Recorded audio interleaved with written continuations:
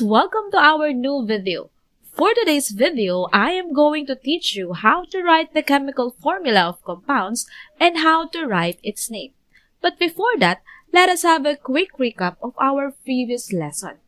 In our previous lesson, we talked about why atoms or elements react with one another, and that is because for them to achieve atomic stability. And in chemical bonding, atoms will form chemical bonds with each other in order to fill their electron shells and gain stability.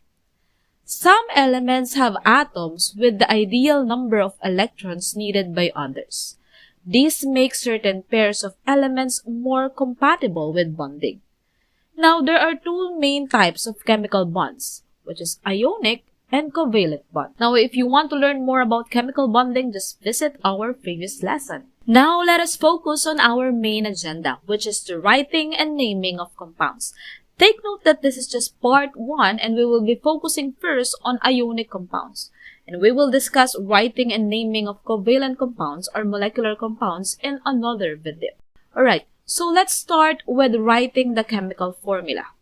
Compounds can be represented through a chemical formula. So when we say chemical formula, it is a shorthand method for writing the name of a compound.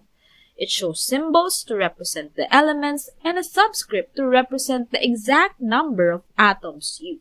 Now, let us try to write the chemical formula for magnesium oxide. Now, here are the steps in writing the chemical formula. First, you have to write the symbol of cation first, or the metal element, and then followed by the symbol of anion or non-metal element. In our example, magnesium with the symbol of Mg and then followed by oxygen with the symbol of O. Second step, write the respective charges. You can get it in the periodic table written as an oxidation number.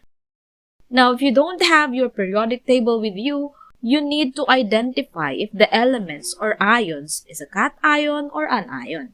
Recall that when an element is a cation, it tends to lose electron to achieve stability. And when an element is an ion, it tends to gain electrons to achieve stability. In our example, magnesium tends to lose 2 electrons to achieve stability. Therefore, it is a cation with a charge of positive 2. Oxygen tends to gain 2 electrons from magnesium to achieve stability. So therefore, it is an ion with a charge of negative 2. Now, here's a tip. For you to easily know the charge of an ion or an element, you need to remember the octet rule. Identify the valence electron of that element and try to figure out if that elements need to lose or gain electrons to achieve stability or 8 electrons. If the elements needs to lose, identify how many electrons need to transfer to become stable. The number of electrons being transferred is the number of charge of that ion, and it is positive because it loses electrons with a negative charge.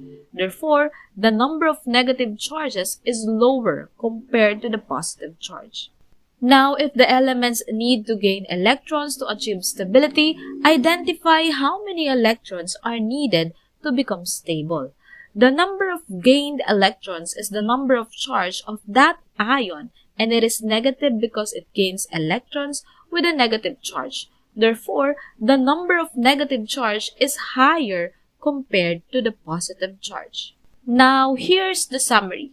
Notice that all elements with valence electron 1, 2, and 3 tend to transfer.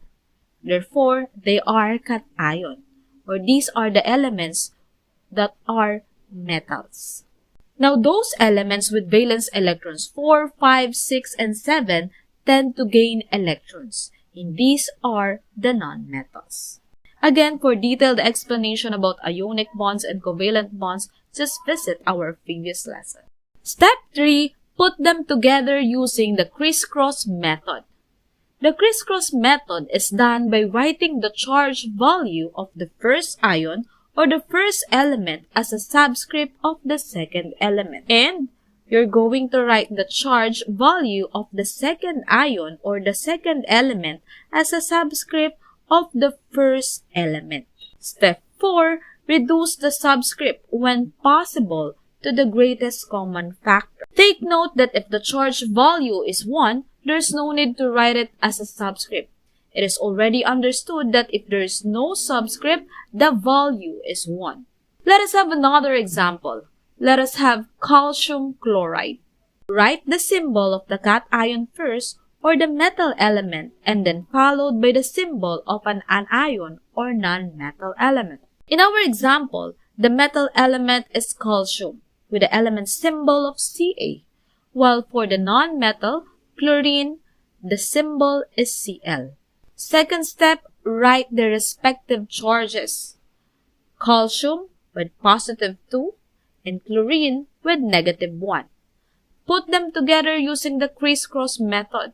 The crisscross method is done by writing the charge value of the first ion or the first element as a subscript of the second element and vice versa.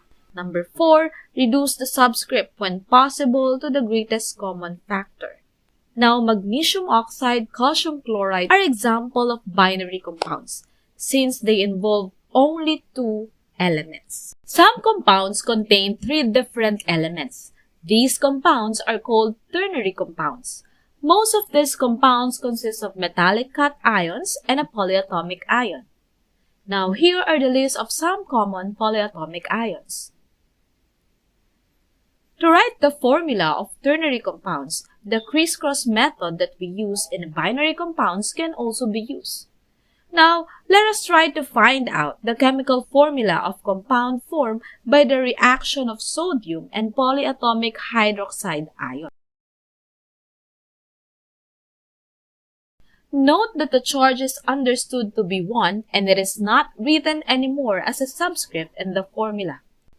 Now, let us try to find out the compound formed by the reaction of aluminum and sulfate.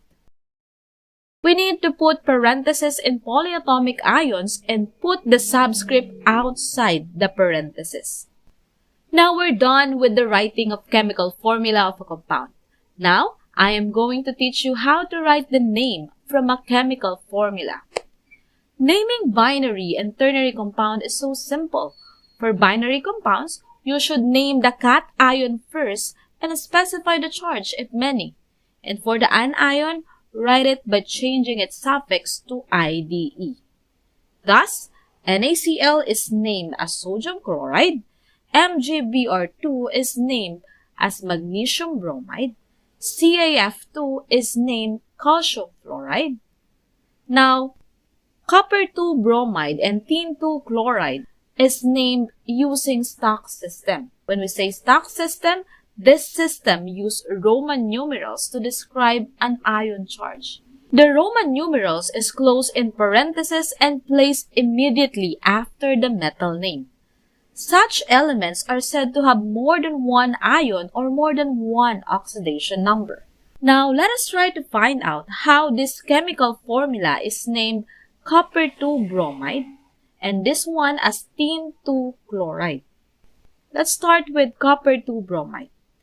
Copper has positive 1 and positive 2 charges, while bromine has negative 1. Now, using crisscross method, we will find out what charge is being used by copper. Is it positive 1 or positive 2? And based on the crisscross method, the chemical formula CuBr2 is used copper with positive 2. Now, to name it, we're going to use stock system wherein we are going to write the charge in Roman numerals.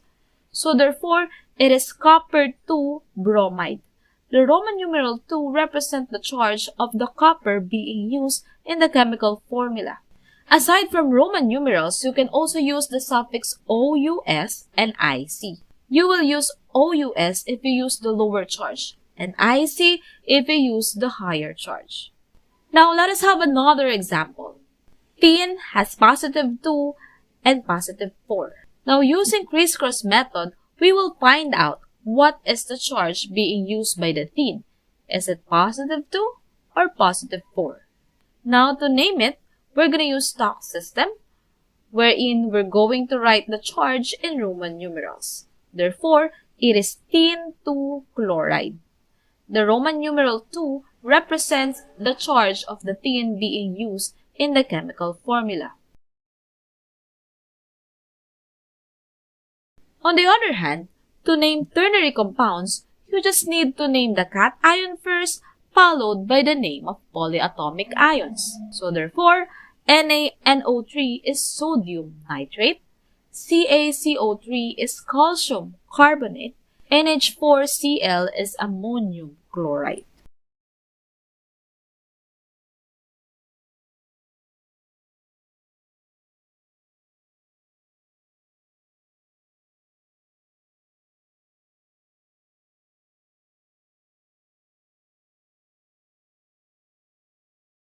So that's it.